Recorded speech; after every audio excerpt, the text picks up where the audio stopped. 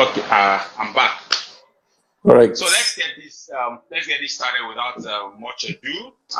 So, Coach, I mean, I've worked in organizations. Before I resigned from my employment, I spent Mm, 6 years in the supply chain industry. mm, I've managed teams. I mean, I've served as head of department. I've had mm, people report to me, worked across department. And one thing that I have found that usually hits me hard is how people are mm, not able to process their emotions when things mm, don't go the way they expect it to go. I mm, mean, people get bitter about mm, appraisal. They feel that mm.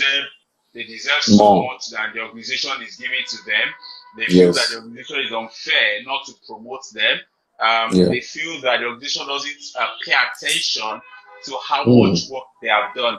That's my very first mm. question is how do I handle a situation where the promotion I'd expected or the Yeah. reward that I expected from my company is not coming through? How Yes. do I process it? How do I handle it? Wow. Good question. First and foremost, thank you for having me on your platform. I feel honored and I welcome everyone on this platform. Talking about processing emotions in the workplace, I think the first challenge is the awareness of what emotions are. The awareness of what emotions are. People need to understand that our emotions are messages. True. Our emotions are feedback. So, because first and foremost, people believe that an emotion should either be accepted or blocked. Mm. There's usually this debate between accept good emotions and block bad emotions. But that's a misconception. You need to Wow. understand that all your emotions are legitimate. All your emotions are telling you something about what you're thinking. Mm. All your emotions are feedback about what you're going through. So, first things first, everybody watching this episode must learn how to allow their emotions happen. You need to embrace each emotion. That's number one. The next thing about accepting the realities in the workplace is the fact that many times people place their opinions ahead of the realities on ground. Mm. When you feel emotional about a promotion that did not happen or about a reward that you did not get, it is very important to understand what exactly may have been the reality on ground. True. Number one is the issue of resource control. For instance, in the civil service, there is hardly availability of senior ranking roles. True. And so it's a function of availability of a role. If I'm expected to be promoted or I'm expected to occupy a new role by virtue of my promotion, it's a function of availability of that resource. So that's one reality. Another Mm. reality on ground is how have I played to the advantage that will require the promotion? Okay. Because there are two things involved. It is either you are not playing according to the requirements of the role, or you're a victim of another person's inadequacies and projections. It's one of the two. Yeah.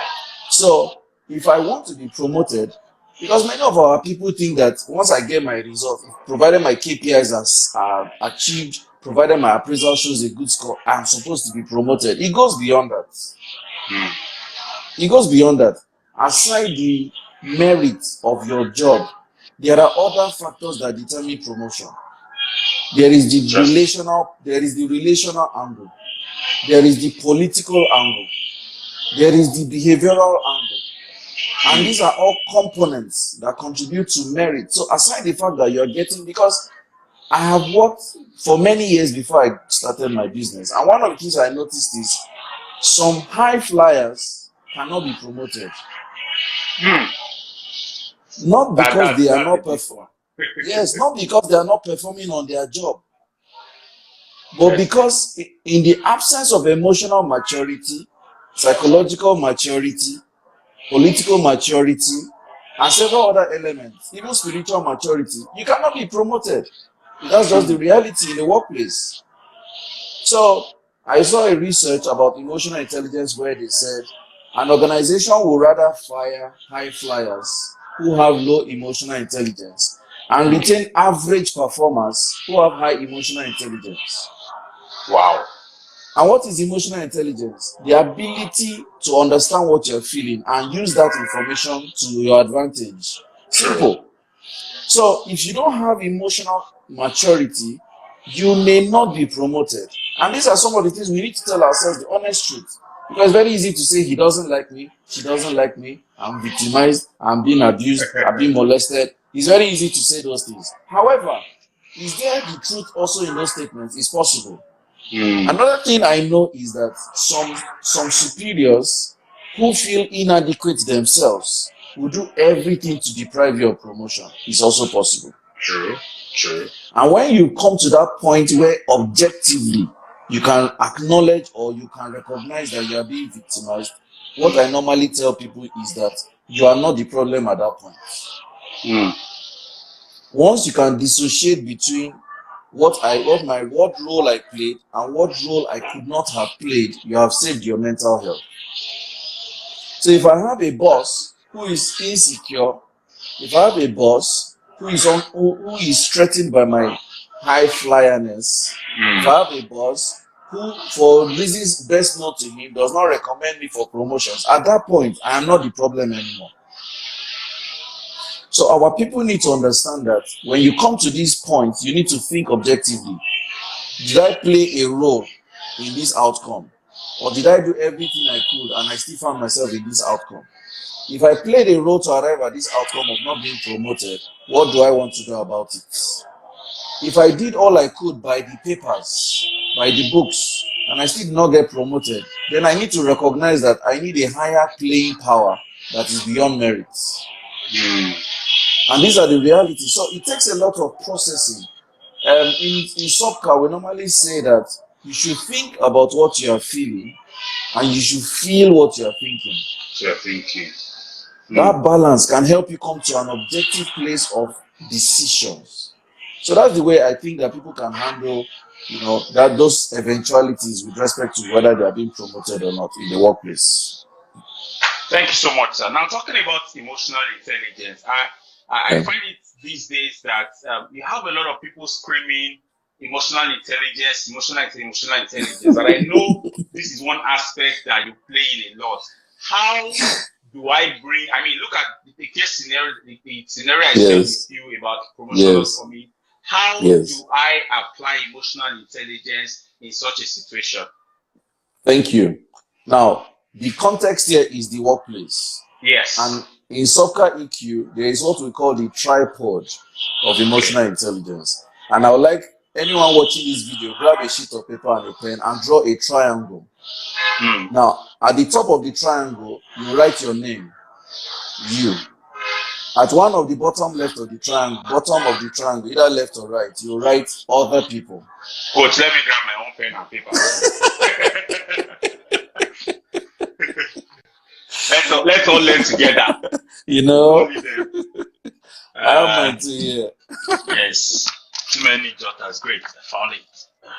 Fantastic. Okay. Let's do this. So, quickly draw a triangle. Fantastic. So, draw a triangle. At the top of the triangle, write me. Fantastic. Write me at the top of the triangle. At one of the bottom of the triangle, write other people. Other people. And then at the other bottom of the triangle, write our organization. Our organization.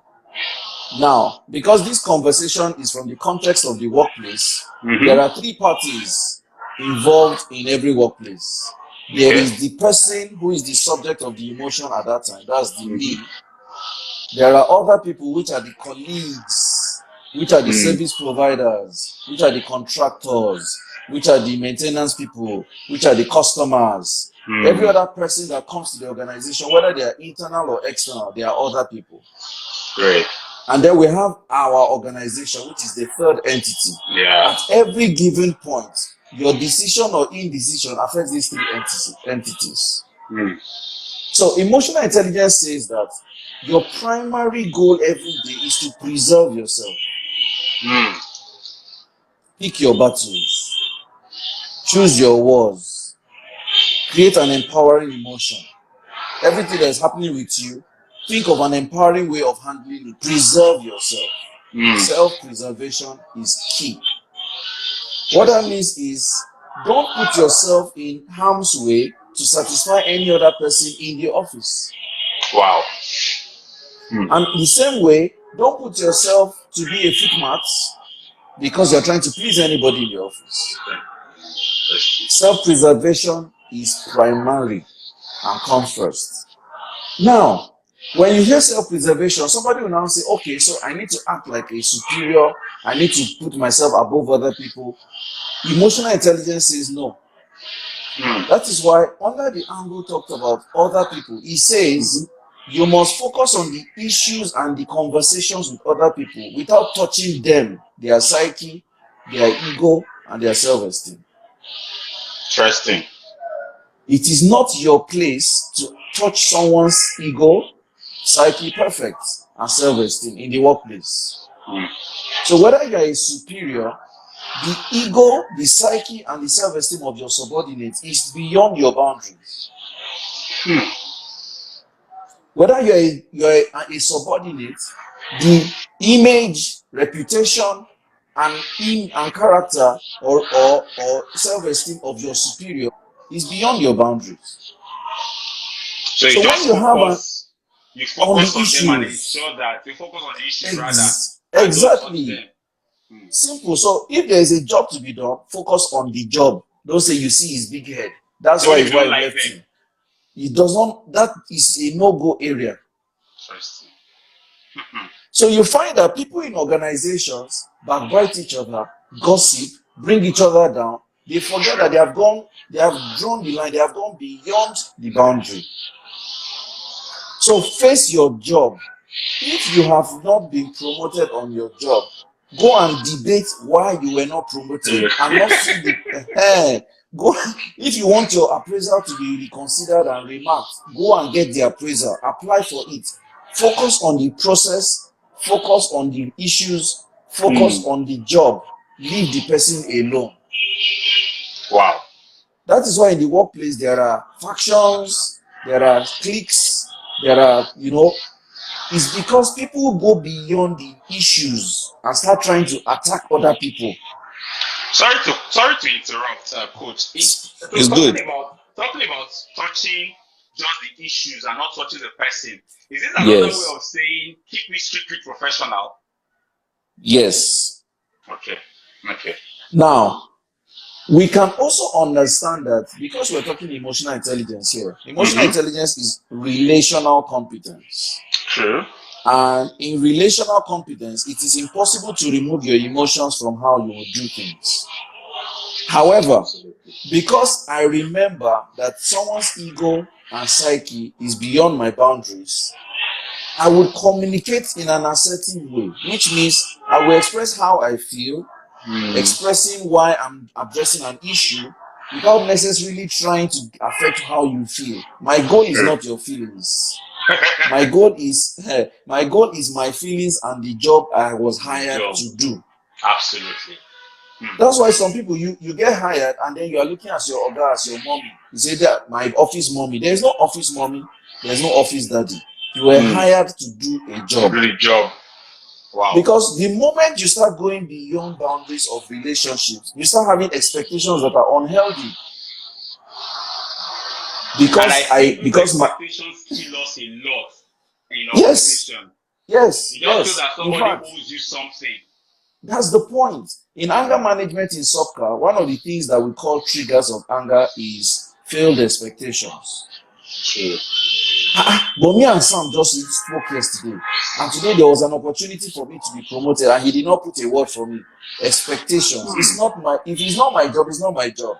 In fact, that I'm cordial with you in the office does not mean I should favor you when you are not doing right. This thing that you said many years ago, I when I was working in a particular company, after work we had these hangouts, managers and VPs and all, where we sat down ate fish, ate meat, and all. We were there till like 12 midnight.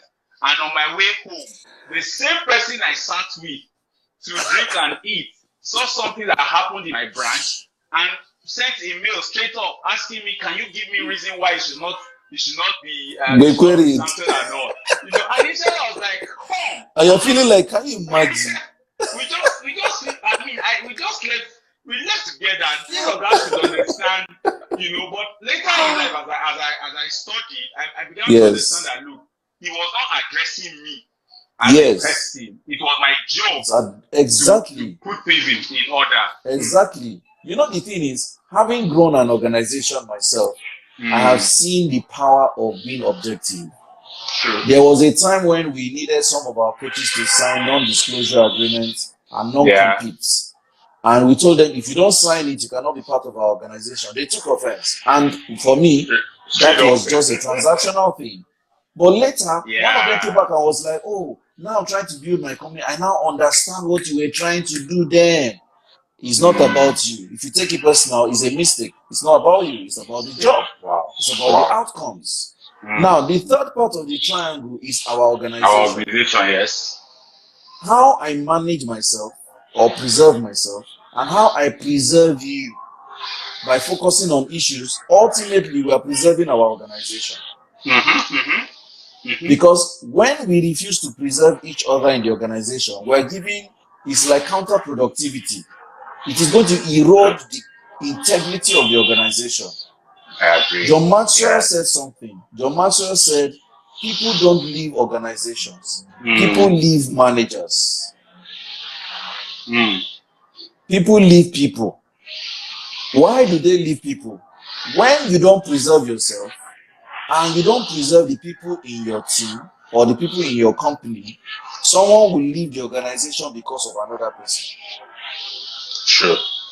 So the more we learn how to focus on issues and conversations and the job, the better we can manage our interrelationships, manage our expectations, and it's better off for the organization. Wow, this is a course on its own. I decided to focus on emotional intelligence today because I've seen people in organizations not being able to differentiate when to react from when to act. They feel that for everything that is done to them, they must react. They must say something. They must do something. And sometimes you ask yourself, did this person even think properly before reacting to this issue? Would he or she have saved his face or her face if there had been some level of quietness and without reacting to it? And this brings me to the next question. So things happen to us at work, and because we're not able to respond in the office. So this is a two-way question. We're not able to respond to it in the office, and then we get home and we latch on everybody that comes near us. We begin to do things that normally we would have done. So my question is two-pronged, and that's, how do I know? And this might be a very dicey. How do I know when to respond to something that has probably gotten me angry or that has frustrated me at work? How do I know when to keep quiet and when to respond? And secondly, how do I become aware such that as soon as I step at the door of my house, I understand that home is home and work is work? Fantastic. Good question. So, how to know whether to respond or not is a function of the following. One, understand your triggers. Understand your triggers. Already we have established your emotions are feedback to you. Your emotions are giving you messages. So, if I have a situation in the office, how I feel at that time is telling me what I'm thinking about that situation. Now, Toluse, let's be frank. One situation can happen in the office and someone else will see it as a non-issue. True. The same situation will happen in the office, another person will almost bring down the roof. I agree. So it means that it's not the situation that is the issue. Mm-hmm. It means that it is our interpretation of that situation that is the issue. So everybody must take responsibility for how they interpret issues, because that is where it comes from. So fundamentally, nothing happens to us. Fundamentally, things happen because of us. So it Nothing is how happens I have to us. interpreted a conversation or an outcome that makes me either provoked, or I'm able to sit down and say, okay, this thing, what do I want to do about it? Mm-hmm. But where do these interpretations come from? They come from our belief systems. How I have believed about a situation will determine how I will interpret the situation. Sure. And where do our belief systems come from? Our belief systems come from primarily our upbringing. The way we grew up informs a lot of things, how we interpret situations. So you're a 36-year-old guy in the office. You are subordinate to a supervisor who is 27 years old, who probably schooled abroad, whose culture is first name. And you're Yeah. one Yoruba guy from Isale, somewhere, God knows from where you came from. And you're 36 years and you're expecting some form of courtesy or respect. And the person says, hey, Sam, so Sam, I've been expecting that report and I'm beginning to get frustrated. What's going on? And I'm like, who be this one? Where are you from? Why am I reacting that way? Somebody else who is 36 years old or even 40 years old, who also grew up abroad and came back to the country, who is also a subordinate of the 27-year-old, will just say, oh yeah, I'm so sorry, I had some challenges, I'm going to get back to you shortly. But I'm here feeling like, who is this person? What insolence? Interpretation. So if you ask me, when should I respond? When should I keep quiet? It's a function of your interpretation. And then you need to be able to tell yourself, if I respond now, does it satisfy the tripod of emotional intelligence? Am I going to be destabilizing this workplace by responding or reacting now? And what better ways? One of the things I found is that people think that if I don't say it with my mouth, I've not done it the way I want. But I normally ask people, is there only one channel of expressing how you feel? There are unlimited channels.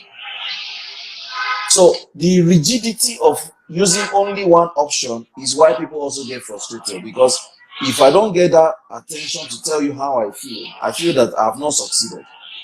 And why do people prefer to talk?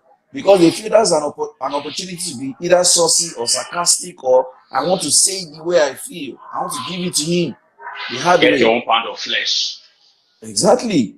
So it just reminds me of Ambode, that historic goof at that press conference when he was bringing down Sanwo-Olu. That was a major lack of emotional intelligence. When we now benchmark it with the last INEC chairman, what was that his name? Professor Jega. Jega, yes. When you benchmark his own conduct at the face of provocation, that was high emotional intelligence. Did he have things to say? Yes. Did he have a reaction to put up? Yes. But he told himself, if I do this, Nigeria will scatter. So if you pay attention to the tripod, it's a very significant, it's a platinum tool in emotional intelligence. First, I have to preserve myself. Secondly, I need to preserve the person that is misbehaving at this time. People may misbehave, but you must preserve them. By doing that, you are protecting the overall organization. So, to summarize your question, number one, know your triggers. Number two, understand that it's your interpretation that is making you feel what you feel. Number three, determine to use the tripod of emotional intelligence. Because when you understand this, you will know that the source of your trigger is not the outlet of your anger. You need to separate these two. And that's very helpful. You've not given us the number 4. There are 3. So number one is triggers. Yes. Number 2, understand that it's an interpretation. Yeah. And then number 3, use the tripod of emotional intelligence. Yeah. Okay. I mean, this is very, very profound because so that means that no matter what is happening in your Mm. organization, in your company, in your department, within your team, Yes. you must first of all think about yourself. You must first of all pick Yes. what battle you're going to fight, preserve yourself. Yes. How does this Yes. affect me mentally, emotionally? First of all, Yes. settle that within you. Then think about Yes. the people involved rather than Yes. attack them, attack the issues and not them, so that you Yes. don't. Because and that means that our reaction and our actions go a long way in affecting or impacting the mental health of others. Yes. Very, very much. You know, the thing is, my understanding of an eroded mental health is the absence of pillars. Hmm. There are pillars in our lives. It could be a parent, it could be a spouse, it could be a child, it could be a job, it could be a business, it could be a friend, it could be anything. Sure. That is our support system. It's like a psychological support. Whether you are conscious or not, you are someone's psychological support. True. That is why when you go to someone you revere, someone you see as a role model, any counsel they give you can change your life forever, whether for good or for bad. True. Why? Because there is psychological support for you. So when you say things in the workplace, you can destroy a person for life. Hmm. When you take a position in the workplace, you can affect somebody for life because even without knowing, it can be a psychological impact. So that's why we must be very careful the things we say and the things we do. We do. Because directly or indirectly, we are impacting someone's mental health by the things we manifest. I agree. I agree. So that's the way these things are. Wow. Thank you very much, Coach. Final question. Yes, boss. How important would you say emotional intelligence is to every organization? So this is why I ask this. Sometimes Okay. in organizations, they think that only managers need to study or understand emotional intelligence. I mean, things happen and they tell the team lead or the managers, you need to be emotionally intelligent, you need to understand their mood and all that. I feel that everyone who Yes. has a job, and I'm Yes. saying job here because it's a workplace Yes. interaction, but Yes. in life Yes. generally everybody needs it. But I feel that everybody in the workplace needs emotional intelligence. What's your take on that? Yes. My brother, emotional intelligence is not even an option. Hmm. It's a lifestyle. It's life itself. A driver to an MD can be the reason why the MD will lose his life. True. So while the MD is attending all the emotional intelligence certifications in Harvard, the day you land from Harvard, the driver can throw you into the lagoon. Straight up.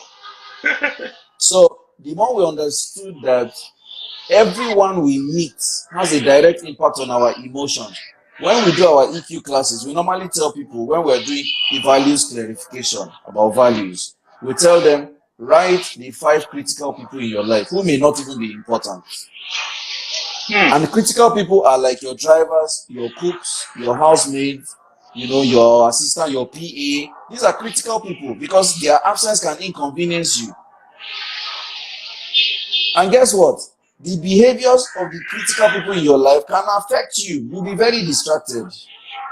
So imagine that you have one of my big aunties used to be a permanent secretary in Abuja here in one of the ministries. And one day she had an urgent meeting with the president. And there was a time to be at the presidential lounge. And the driver was nowhere to be found. So guess what? She was completely destabilized. So when you tell me that I'm a permanent secretary, I'm certified in emotional intelligence, my driver, what does he need it for? You have no idea. True. You're telling me what can my cook, what would they need emotional? So we need to understand that across all ranks, from lower rank to board level, everybody needs emotional intelligence.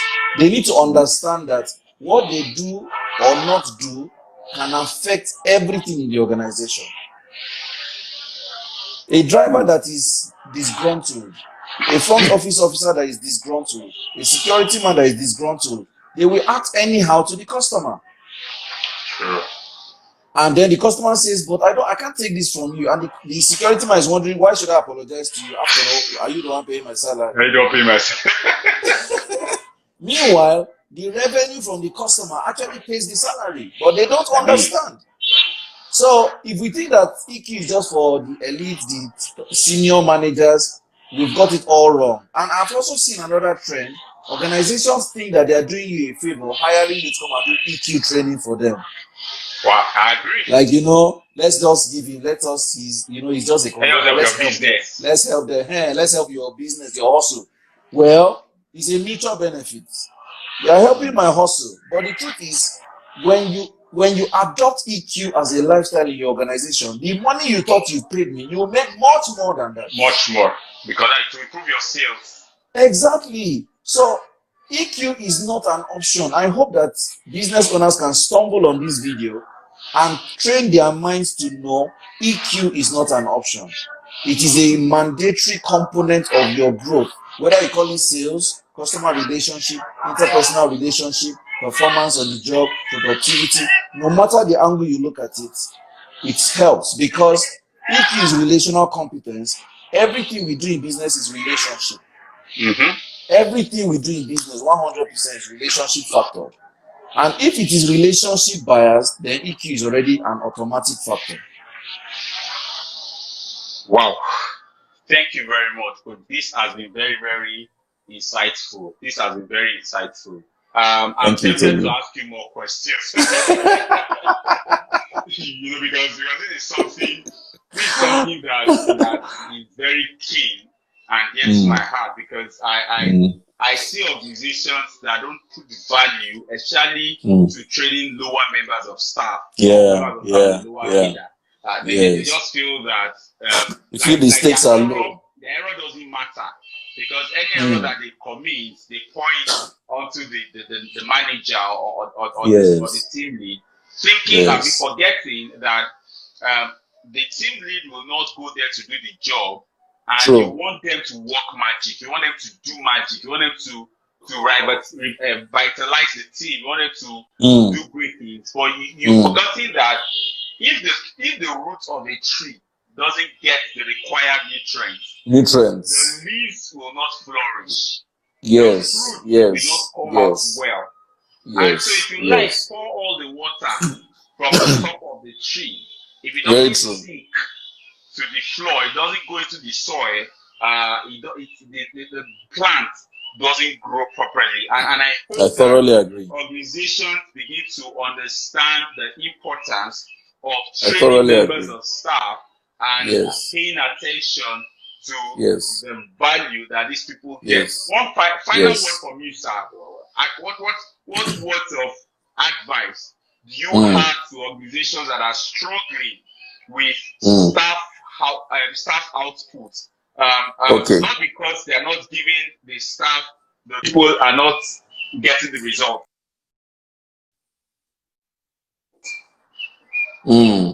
Thank you, Tolu. So, I will tell organizations that we should pay attention to psychological contract of employees. Now, what's psychological contract? Psychological contract is those unspoken expectations between owners and people in the system. Great. And one of the psychological contracts is personal development. In fact, I would rather that a company trains lower staff than train managers. I would rather. Because in the pay packet of managers, there is already an opportunity for them to even spend on themselves. Yeah. But the lower grade, the economy is too harsh for them to even spare 5K to do a training. So I would rather that organizations invest. Imagine that once every quarter, there is a training for lower rank. There is a guarantee that 4 times in a year, I will do training. Then you can design your performance management system to be able to get them to use the training. There is a psychological, satisfaction. See, Tolu, my last job was with Value Card in Lagos, in the Taylor. Yeah. Majority of my colleagues were poached by InterSwitch. And why were they poached? More than 75% of the time, it was because there was a promise that InterSwitch will send you to South Africa, InterSwitch will True. send you to UK to go and do MasterCard training. Most of my colleagues were running to InterSwitch. It's a Straight up. psychological thing. Mm. So when I know that, once in a quarter, I will leave my primary city of work, I'll go to Uyo, I'll go to Calabar, I'll go to so place for me to be trained on something that is not even primarily my job, there's a psychological fulfillment. Even that change of And then environment.